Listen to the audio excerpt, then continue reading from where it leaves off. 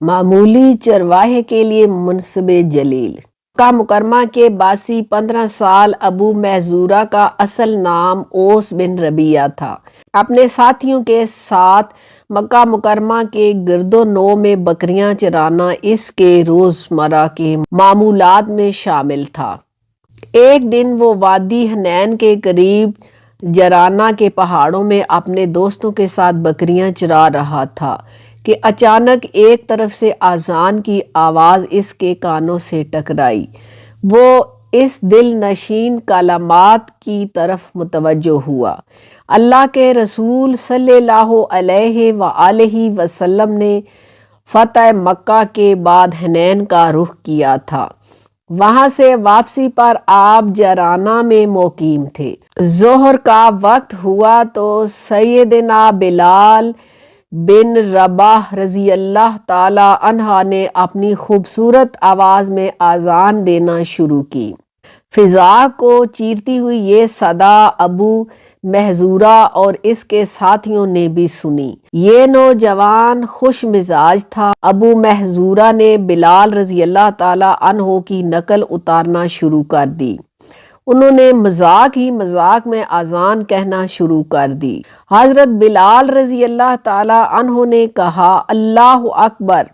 ابو Mahdhura نے بھی کہا اللہ اکبر۔ حضرت بلال رضی اللہ تعالی عنہ مسلمانوں کے کیمپ میں اذان دے رہے تھے۔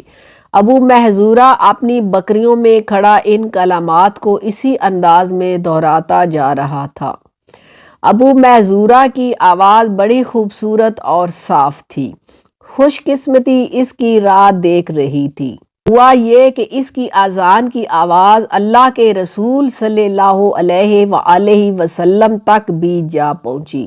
جب اس نے اذان ختم کی تو اللہ کے رسول صلی اللہ علیہ وآلہ وسلم نے سیدنا علی بن ابی طالب اور سیدنا زبیر رضی اللہ تعالی عنہ کو حکم دیا، جس لڑکے نے ابھی اذان دی ہے اسے میرے پاس بلا کر لاؤ۔ وہ وادی کے دوسری طرف گئے اور بکریاں چرانے والے ان لڑکوں کو لے آئے۔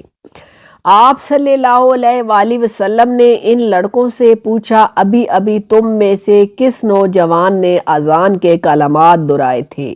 لڑکے خجالت اور حیا کے مارے خاموش رہے۔ اللہ کے رسول صلی اللہ علیہ وآلہ وسلم کی حکمت اور محبت دیکھی کہ آپ صلی اللہ علیہ وآلہ وسلم نے انہیں ڈانٹنے کے بجائے ایک سے کہا تم اذان سناؤ۔ اس نے اذان دینا شروع کی مگر اس کی آواز اچھی نہ تھی۔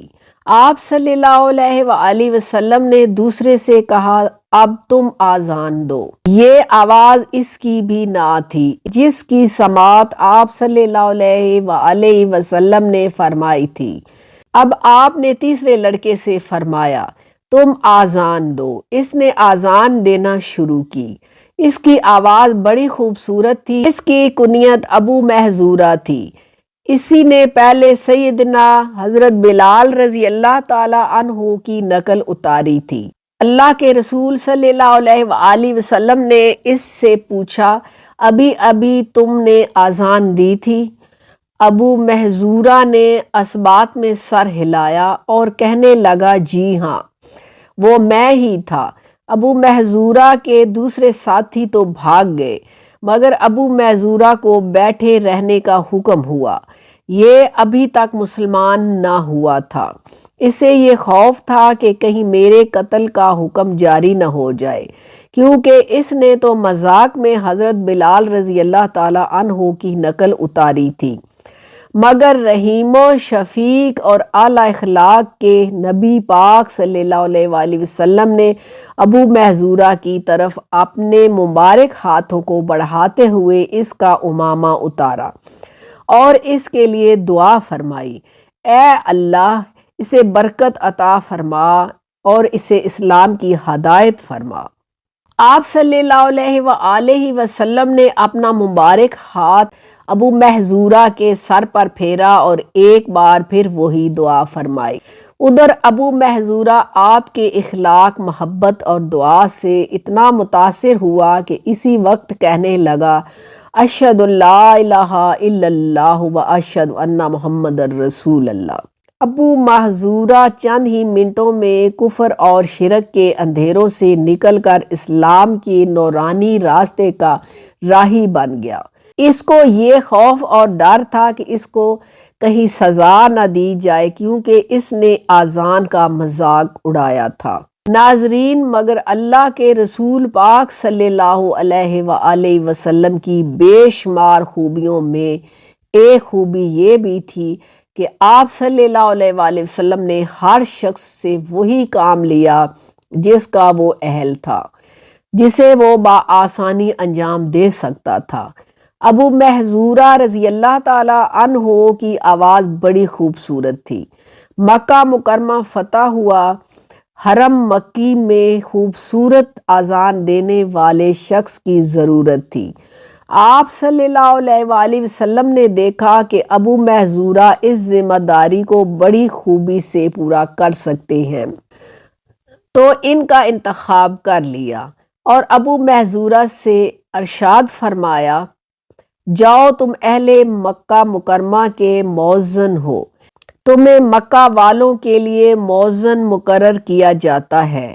ابو محذورہ رضی اللہ تعالی عنہ نے مکہ مکرمہ پہنچ کر بیت اللہ شریف میں مؤذن کی ذمہ داری سنبھال لی۔ مکہ مکرمہ کے گورنر سیدنا عتاب بن اسید رضی اللہ تعالی عنہ تھے۔ انہیں ابو محذورہ رضی اللہ تعالی عنہ کے بطور مؤذن تقرر کے احکامات مل چکے تھے۔ ابو محذورہ رضی اللہ تعالی عنہ اب مؤذن حرم مکی تھے۔ ان کے لیے یہ فخر اور اعزاز کی بات تھی۔ اللہ کے رسول صلی اللہ علیہ وآلہ وسلم نے ان کے بالوں پر شفقت بھرا ہاتھ پھیرا تھا۔